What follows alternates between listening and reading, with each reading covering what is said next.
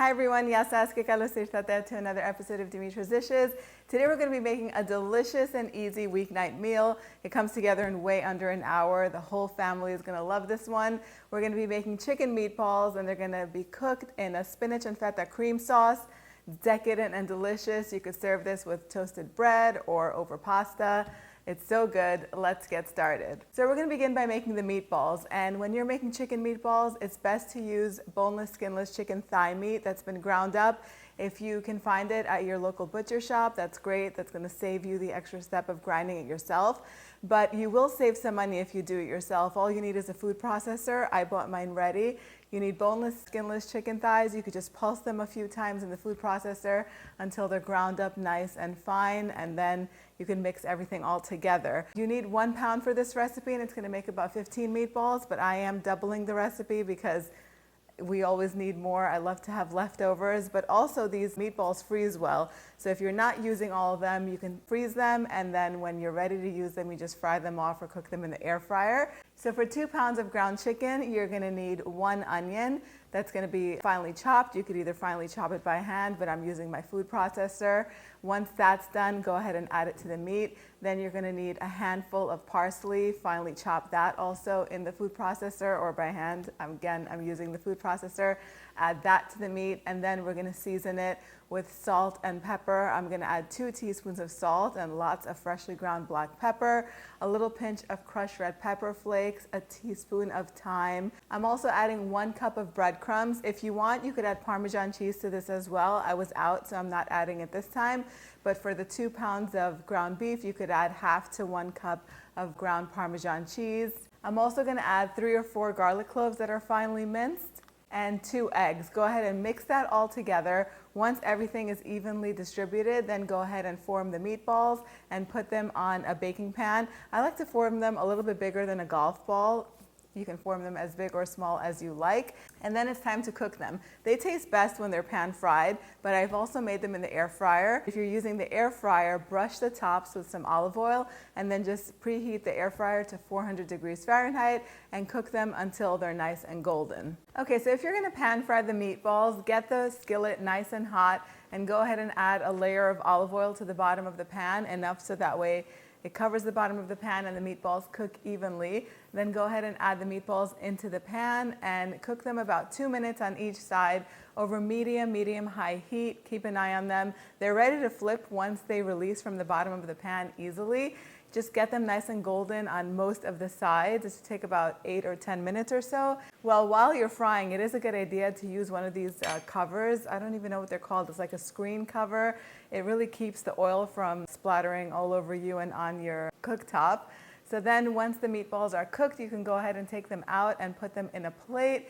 If there's still lots of oil left over, all you need is about 3 tablespoons or so. You can take out the excess oil and leave it on the side and use it in other recipes.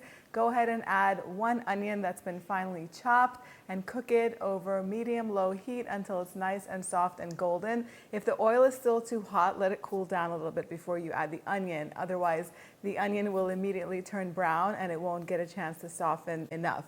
Then go ahead and add 3 garlic cloves that have been minced and just warm them through for a few seconds. Next, we're adding spinach. You're gonna need about 8 to 12 ounces of spinach. As much or as little as you want goes into this. Just keep in mind that it looks like a lot, but once you put the spinach in there, it wilts down to almost nothing. Cook it until the spinach is wilted and also season it with some salt and pepper. Then go ahead and add half to 1 cup of heavy whipping cream. It depends how much sauce you like. I like lots of sauce in this dish. And then I like to thin it out with an equal amount of chicken stock or chicken broth. So half to 1 cup, however much cream you put, that's how much stock you're gonna wanna put in there. Give it a nice mix and let the mixture come to a boil. Once it comes to a boil, add the meatballs back into the pan so that way they can warm through and just absorb all of that delicious flavor from the sauce. Let them cook for about 4 or 5 minutes, and then you're gonna go in and add the feta cheese. I like to add about 4 or 5 ounces of feta. Just go ahead and crumble it on top and let it warm through a few more minutes, and that's it. It's gonna look like the sauce is still a little bit on the thin side, but as it sits, it does thicken. Simultaneously, I have a pot of water boiling because I'm going to boil some spaghetti to serve alongside this. Once it's done, I'm going to put it all together and do the taste test. Okay, so the meal is ready. I boiled the pasta according to the package instructions. I don't even read the instructions. What I do with spaghetti is I let water come to a boil, then I add some salt to it, the spaghetti noodles, and then I boil it for exactly 10 minutes, drain it. I always leave a little bit of water in there just to keep it nice and juicy. Then I just like to dress it with some salted butter. I put a nice big chunk of salted butter in there, a little pinch of salt, toss it all up. Sometimes I throw oregano on top too, but this time I just sprinkled it over the pasta on the plate. Some people like it, some people don't like. Everyone in our house likes oregano, so I keep it in there. It just really brightens it up a little bit. When you're gonna serve this, if you're serving with the pasta, obviously put the pasta in the plate, sprinkle a little bit of oregano on top, then you add some meatballs, some of the sauce, the spinach. So good. And then I like to add a little squeeze of lemon on top of it all to freshen it up a bit and to lighten it up a little bit because the sauce is a little bit on the heavy side. It smells amazing. You can definitely also serve this with some grated parmesan cheese or kefalo graviera, kefalo tiri, whatever your favorite cheese is will go very well with this. I cannot wait to taste this, but before I do, let me just also tell you that you don't have to serve this with pasta. You can definitely serve this over cauliflower rice if you want to keep it a little more low carb. You can serve this with a nice salad and some toasted bread. So the bread to soak up that sauce is perfection.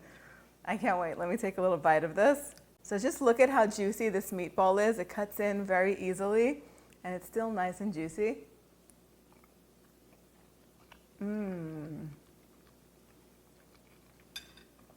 So much flavor, so moist, melts in your mouth, tastes amazing with the sauce. You guys are definitely gonna love this.